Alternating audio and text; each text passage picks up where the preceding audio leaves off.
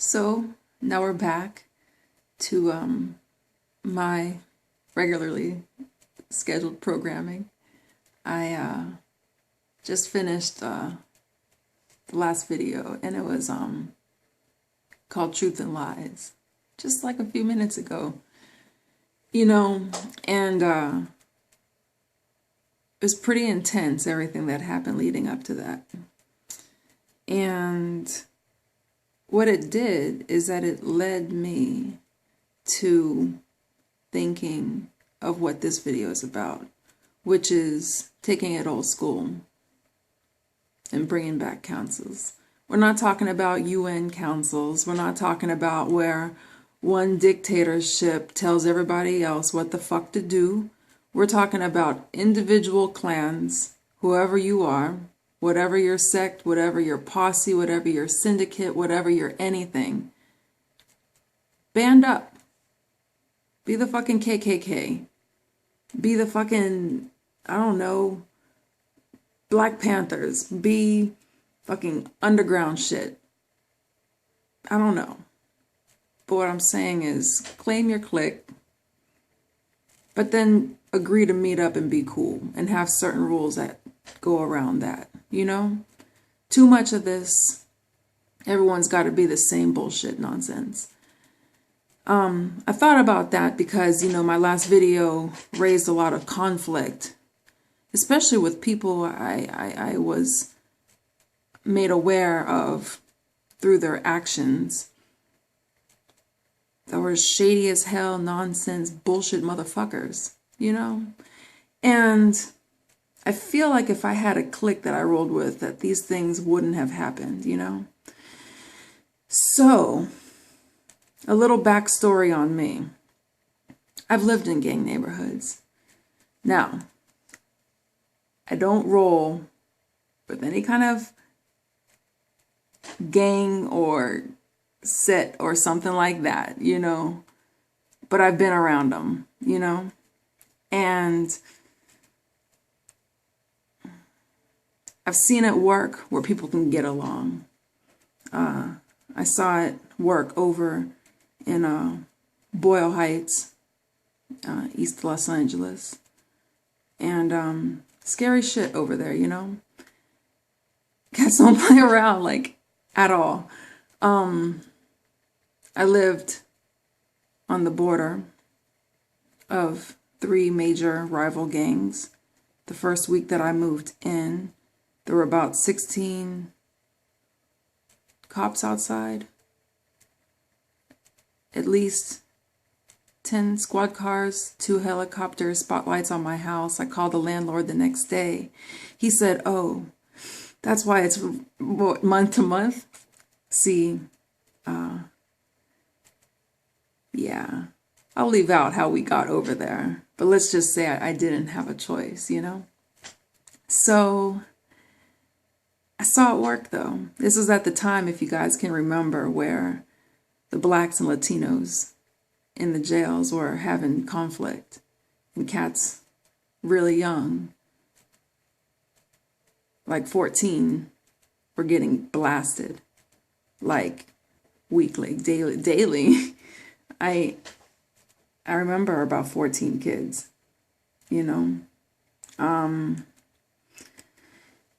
But in my hood, it worked, And I never, like I said, I've never rolled with any posse like that. But I have a feeling that it worked out because I'm Native American. I'm American.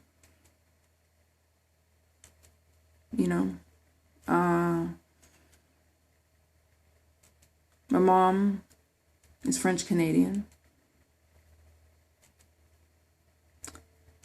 The rest of the family on the other side is Indian Jamaican. And I have family from the Middle East and Europe. So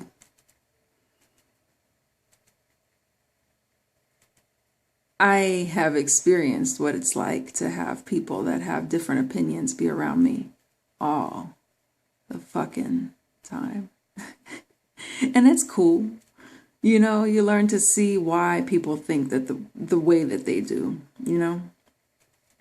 And when you have the blood of different places in your veins, you tend to take notice.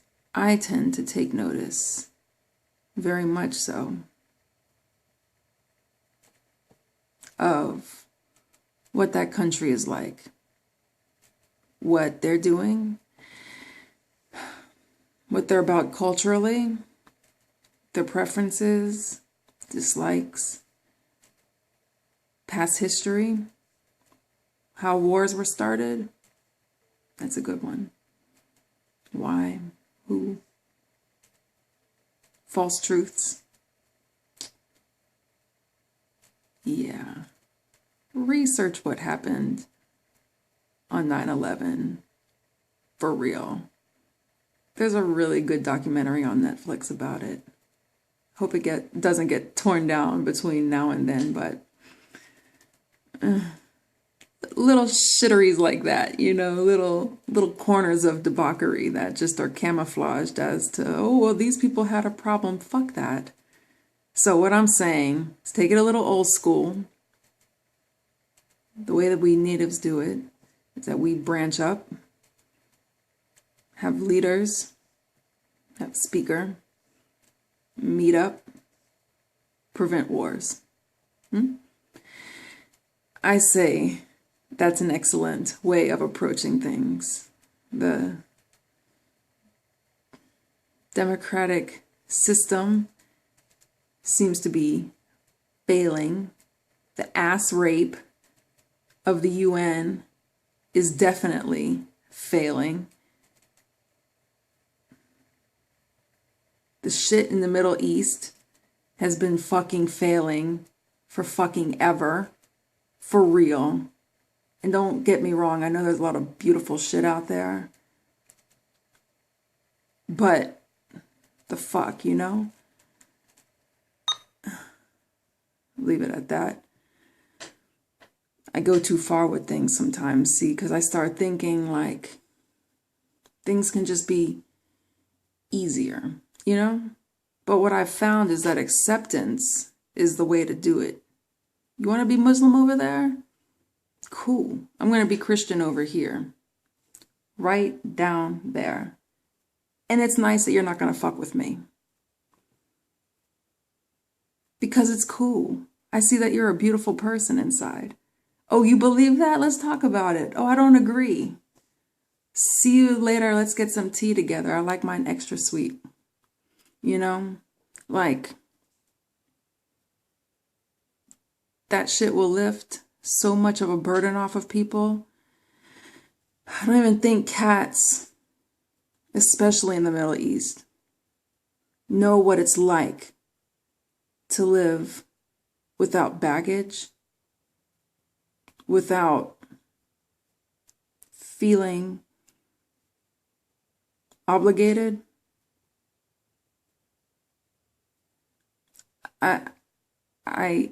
I say approach things with love.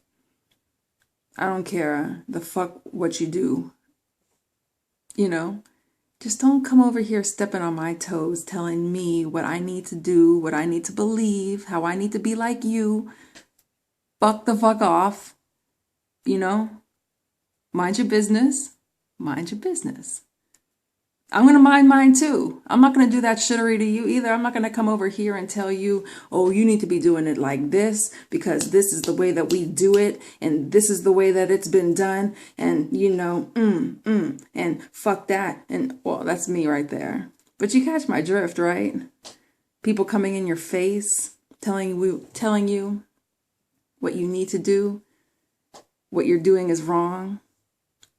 I like to call it mind fucking. There was a song, Eazy-E laid the last verse. I forget who spat it, I really do. But they mentioned brain games. That's a nice PC way of talking about these things that I'm talking about that seem to be fucking up society. I won't get into the details, but I'll close with this and say, bring the councils back. Handle it yourself. And one more thing, within the Black community, I feel like there's a lot of struggle because everyone thinks that Black is one way to be. I'm almost half Black. Actually, I'm less than that, but still, you know. Dad was adopted, Native American, can't prove shit, you know, like it just gets tough, you know. I say shit because I got pissed because I couldn't join a reservation because of stuff like this. And then the other half is, well, we got Cherokee down below and Sioux, Dakota. Sioux meaning, you know, the French part, but, you know, Native American, Canadian border. So, yeah, still doesn't sit well with me, but that's a whole other thing. But, you know, I have enough Black in me to be Black. But on one side, people were telling me, especially when I got to the South, everyone was trying to fight me about my skin, my hair, the way I spoke. And I was like, I was coming up from upstate New York, right? And they gave me the impression that they were so fucked up that I did not want to be bothered. And I never had one friend. I had to spend every day on edge. Like, you want to fucking fight? Do you want to fight? And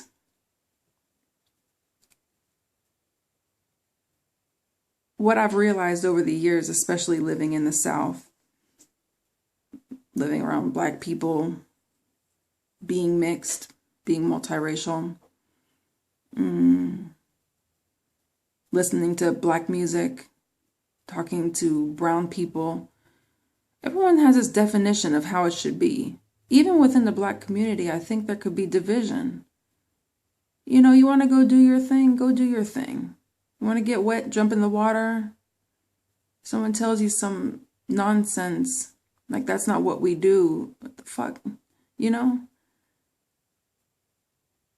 But even when it comes to making decisions as a community, there needs to be organization and leaders. And not just one, not like Farrakhan, not like Jesse Jackson, one Al Sharpton, fucking Judge Mathis, I don't know, like, have all of them talk together. And then all of them present together or choose one person. I don't know. But the key to all of what I'm saying is organization, discussion, acceptance, love. Me, I'm Christian. And even within the Christian community, there is serious division, serious misunderstanding, and serious perversion of the Bible. I think a good place to start is with the church leaders, but I'll stop at that. Yeah, it's a whole different topic. I bid you farewell. Thanks.